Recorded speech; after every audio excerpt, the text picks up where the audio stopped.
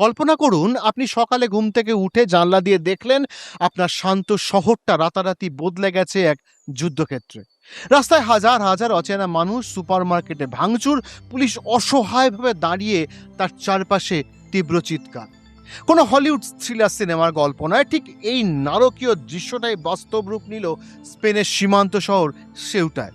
মাত্র কয়েক ঘন্টার ব্যবধানে সমুদ্র সাঁতরে স্পেনের মাটিতে পা রাখল একসঙ্গে 60,000 বেআইনি অনুপ্রবেশকারী। কিন্তু প্রশ্ন হলো, এই মানুষগুলো এলো কোথা থেকে? এটা কি শুধুই আফ্রিকার দারিদ্র্যের গল্প, নাকি এর মধ্যে কাজ করছে কোনো আন্তর্জাতিক প্রতিশোধের আর মাফিয়ার খেলা? আর এখানে নেতানিয়াহু হঠাৎ মরক্কোকে শুভেচ্ছা পাঠালেন কেন? নেতানিয়াহু আছে আর ট্রাম্প থাকবে না, সেটা হয় নাকি? ট্রাম্পও এর মধ্যে আছে, নিশ্চিতভাবে আছে। আর তার সাথে আছে স্পেনের সুপ্রিম কোর্ট। সে নিজের অজান্তেই কিভাবে ডেকে আনলো এই চরম বিপদ। চলুন আন্তর্জাতিক ভূ রাজনীতির এই ভয়ঙ্কর সত্য আজ উন্মোচন করা যাক। স্পেনের সীমান্ত শহর সেউটার রাজপথে হঠাৎ করে নেমে এসেছে রক্ত হিম করা এক অন্ধকার, ঠিক যেন হলিউড ব্লকবাস্টার সিনেমার কোনো জ্যাম্বি অ্যাপোক্যালিপসো সমুদ্রের নীল জলরাশির সাথে ভেসে এসে কয়েক ঘন্টার মধ্যে স্পেনের মাটিতে আছড়ে পড়েছে শত শত বা হাজার হাজার নয়, একসাথে 60,000 বেআইনি অনুপ্রবেশকারী। স্পেন সেনা পাঠিয়েও না সামাল দিতে পারছে না। খুব স্বাভাবিক, 80,000 জনসংখ্যার একটা ছোট্ট শান্ত শহরে যদি একদিনে একসঙ্গে 60,000 অচেনা আর অনিয়ন্ত্রিত যুবক এসে তাণ্ডব চালাতে আরম্ভ করে, তবে সেখানকার মানুষদের অবস্থা কেমন হতে পারে একবার কল্পনা করুন। শহরের শপিং মল লুটোচ্ছে, পুলিশ পুরোপুরি অসহায়, আর স্থানীয় নাগরিকরা প্রাণ বাঁচাতে ঘরের দরজা বন্ধ করে কাঁদছেন। এলন মাস্ক সোশ্যাল মিডিয়ায় ভিডিও পোস্ট করে লিখেছেন, স্পেনে শুরু হয়ে গেছে জম্বি অ্যাটাক। ইতালির প্রধানমন্ত্রী জর্জিয়া মেলোনি সেনজেন ভিসা বাতিল করে দিয়েছেন এবং বন্ধ করে দিচ্ছেন নিজের দেশের সীমান্ত। কিন্তু স্পেনের মাটিতে আসলে কি এমন ঘটে গেল যে পুরো ইউরোপ আর চরম আতঙ্কে কাঁপছে? কিন্তু সবচেয়ে বড় প্রশ্ন হলো, এই মানুষগুলো এলো কোথা থেকে? সীমান্ত পেরিয়ে কিভাবে তারা ভেতরে ঢুকলো? এর পিছনে কি কেবলই আফ্রিকার ক্ষুধা দারিদ্র, নাকি নেপথ্যে কাজ করছে আরো কোনো ভয়ঙ্কর ভূ রাজনৈতিক প্রতিশোধের দাবার ছক? আর ট্রাম্পের আগ্রাম অ্যাকর্ডই বা কিভাবে কাজ করছে? আজকের এই বিশেষ সেশনে আমরা আন্তর্জাতিক রাজনীতির এই মাস্টার প্ল্যান আর মানবিক সংকটের পুরো ইতিহাস আপনাদের সাথে আলোচনা করব। শেষ পর্যন্ত সাথে থাকুন। আজকের এই বিশ্লেষণ আপনার চিন্তাধারাটাকেই পুরো বদলে দেবে। নমস্কার, আমি দিব্যেন্দু, ইন্টারজিও চ্যানেলে আপনাদের স্বাগত। যদি আমরা বিশ্বের মানচিত্রের দিকে তাকাই, তবে দেখব ভূমধ্যসাগর আর আটলান্টিক মহাসাগরকে যুক্ত করেছে একটি জলপ্রণালী, যার নাম জিব্রাল্টার প্রণালী। এই প্রণালীর উত্তরে অবস্থিত ইউরোপীয় দেশ স্পেন আর দক্ষিণে আফ্রিকান দেশ মরক্কো। শতাব্দীর পর শতাব্দী ধরে স্পেন মরক্কোর ওপর শাসন চালিয়েছিল, যা 1956 সালে স্বাধীন হয়। কিন্তু স্বাধীনতা দেওয়ার পরও আফ্রিকান মহাদেশের ভূখণ্ডে দুটি শহর সেউটা এবং মেলিলা স্পেন নিজের সার্বভৌম নিয়ন্ত্রণ রেখে দেয়।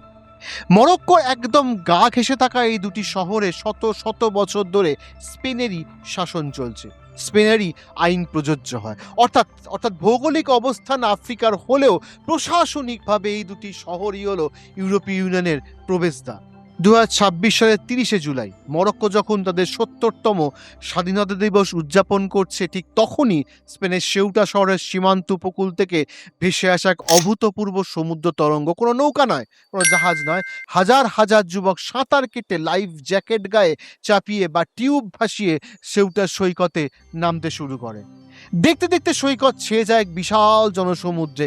পরিসংখ্যান অনুযায়ী সেউটা শহরে মোট স্থানীয় জনসংখ্যা মাত্র 80,000, আর কয়েক ঘন্টার মধ্যে সেখানে প্রবাসীর সংখ্যা দাঁড়িয়ে যায় 60,000। সবচেয়ে চমকপ্রদ ভীতিপ্রদ ব্যাপার হলো, এই 60,000 প্রবাসীর ভিড়ে দূর দূরান্ত পর্যন্ত কোনো মহিলা ছিল না, কোনো শিশু ছিল না, কেবল ছিল জোয়ান এবং সেনাবাহিনীতে যোগ দেওয়ার মতো বয়সের যুবক পুরুষদের এক বিশাল দল। শহরের সুপার মার্কেট, শপিং সেন্টারগুলোতে লুটপাট শুরু হয়। দোকানপাট ভেঙে জিনিসপত্র ছিনিয়ে নেওয়া হতে থাকে। প্রতিবাদ করতে গিয়ে আক্রান্ত হয় স্থানীয় বাসিন্দারা। পরিস্থিতি সামাল দিতে সেউটার পুলিশ বাহিনী চরমভাবে ব্যর্থ হয় এবং স্পেনের কেন্দ্রীয় সরকারের কাছে সেনা পাঠানোর জন্য আকুল আবেদন জানায়। আর সেনাবাহিনীও সামাল দিতে হিমশিম খাচ্ছে, তবে চেষ্টা চলছে। আর এই সিউটায় প্রবেশের চেষ্টার সময় অন্তত 57 জন অভিবাসী প্রাণ হারিয়েছে বলে বলেছেন স্থানীয় প্রেসিডেন্ট হুয়ান জেসুস ভিভাস। এখন আপনাদের মনে প্রশ্ন যাক যে স্প্যানিশ বর্ডার পুলিশ কেন তাদের কাঁটাতারের ওপারে আটকে দিল না? কেন কেন কাঁদুনের গ্যাস বা মিলিটারি অ্যাকশন নিয়ে এই অবৈধ অনুপ্রবেশ থামানো গেল না?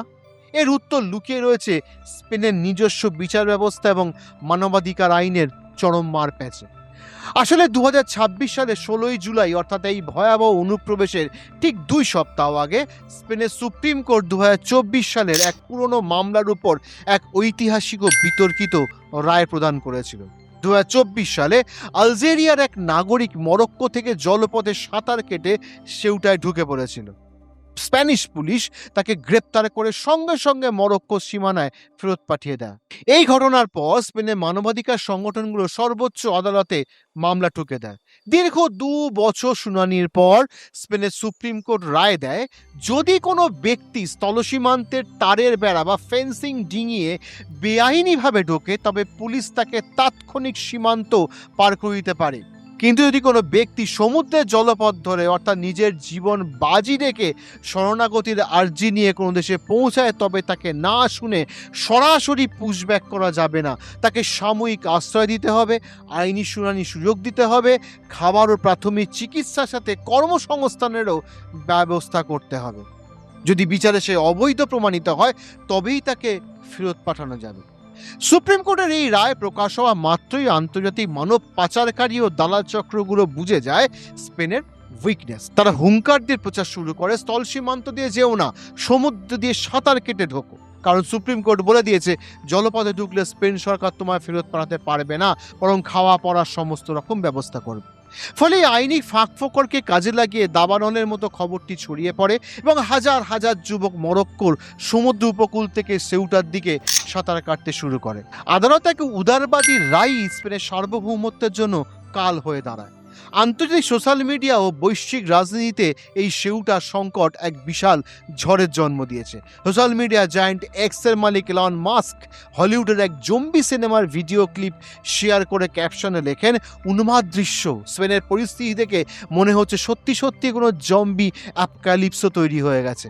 এদিকে আমেরিকার ভাইস প্রেসিডেন্ট জেডি ভ্যান্স এবং ডোনাল্ড ট্রাম্প এই ঘটনাকে নিজেদের রাজনৈতিক প্রচারের এক চরম অস্ত্র হিসেবে ব্যবহার করছে। ট্রাম্প এক ভিডিও বার্তায় বলেন, দেখে নাও ইউরোপের অবস্থা, বাইডেনের ডেমোক্র্যাট আসলে মেক্সিকো সীমান্ত দিয়ে এভাবেই লাখ লাখ অবৈধ অনুপ্রবেশকারী আমেরিকায় ঢুকেছিল।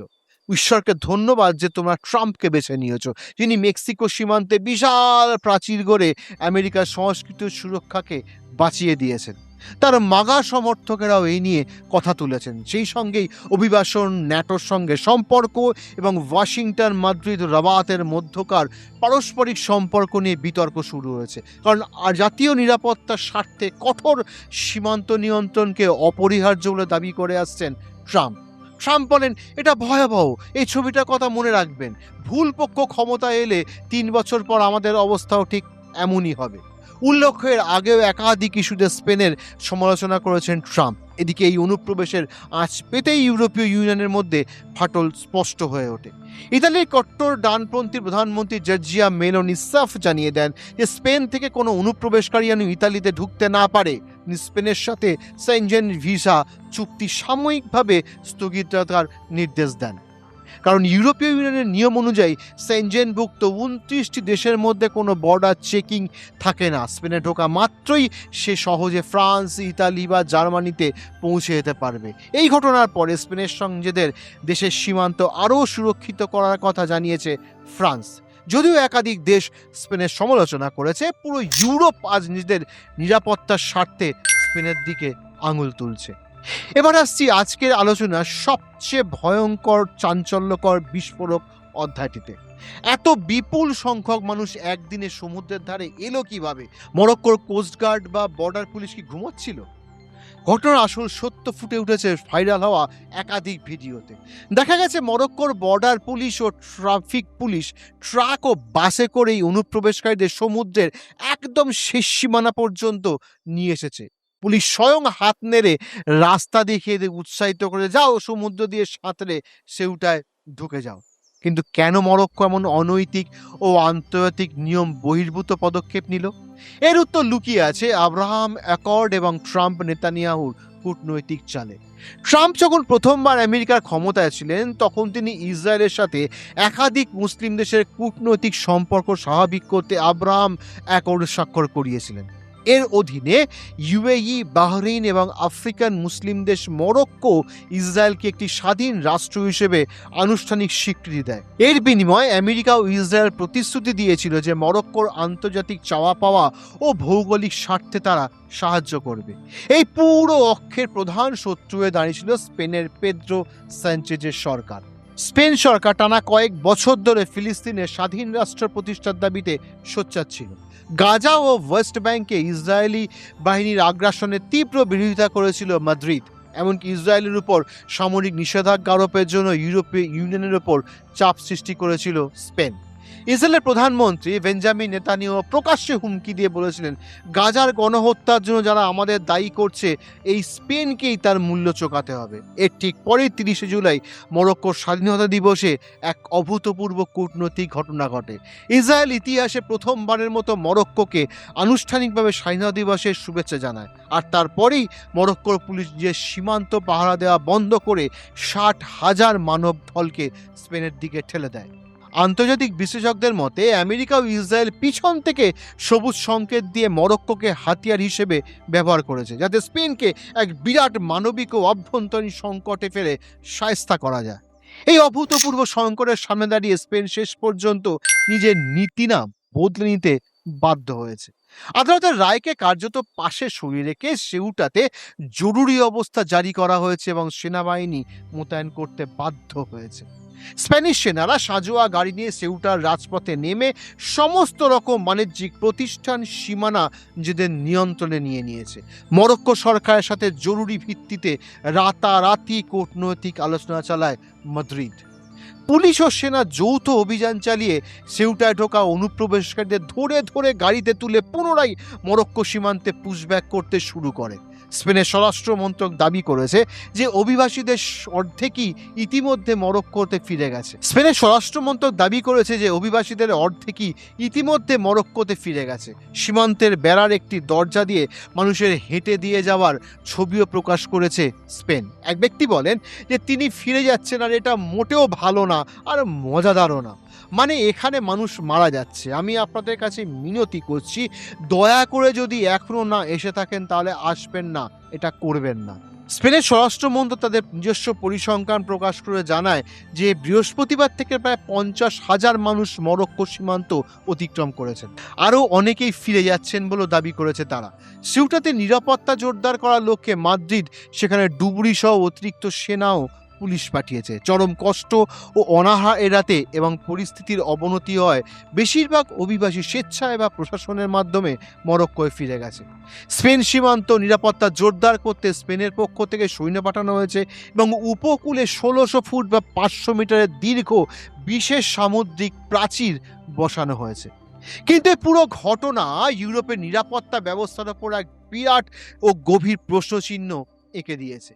স্পেন আজ কঠিন অভিজ্ঞতার মুখোমুখি হলো। তা এটি প্রমাণ করে যে হাইপার লিবারেল আইন, বামপন্থা ও অতিরিক্ত মানবতার সুযোগ নিয়ে যদি কোনো রাষ্ট্র নিজের সীমান্ত সুরক্ষা আলগা করে দেয়, তবে রাজনৈতিক কিভাবে তাকে গ্রাস করতে পারে। মোটের ওপর কি দাঁড়ালো বন্ধুরা? সেউটার এই 60,000 প্রবাসী তাণ্ডব কেবল একটি ছোট শহরের বিচ্ছিন্ন কোনো ঘটনা নয়, এটি হলো পুরো ইউরোপ মহাদেশের জন্য এক চরম বিপদ ঘণ্টি। আজ আফ্রিকার দারিদ্র্য, রাজনৈতিক অস্থিরতা, মধ্যপ্রাচ্যের যুদ্ধের জলপ্রপাত ইউরোপের দরজায় কড়া নাড়ছে। যদি আজ আফ্রিকা বা মধ্যপ্রাচ্যে কোটি কোটি মানুষ আন্তর্জাতিক ভূ রাজনীতির শিকার হয়, কেবল সাঁতার কেটে ইউরোপের সমৃদ্ধ দেশগুলিতে অনুপ্রবেশ শুরু করে, তবে মানব সভ্যতার ইতিহাস কোন দিকে মোড় নেবে? আপনারা কি মনে করেন? স্পেন সরকার মানবাধিকারের দোহাই দিয়ে নিজের দেশের শান্তি ও সংহতি বিপন্ন করেছিল, নাকি ট্রাম্প ও নেতানিয়াহুর এই কূটনৈতিক চাল ইউরোপের ভবিষ্যৎ ধ্বংসের বীজ বুনে দিল? আপনাদের মূল্যবান মতামত নিচে লিখে জানাতে ভুলবেন না। সবাই ভালো থাকবেন, সুস্থ থাকবেন। জয় হিন্দ, জয় ভারত।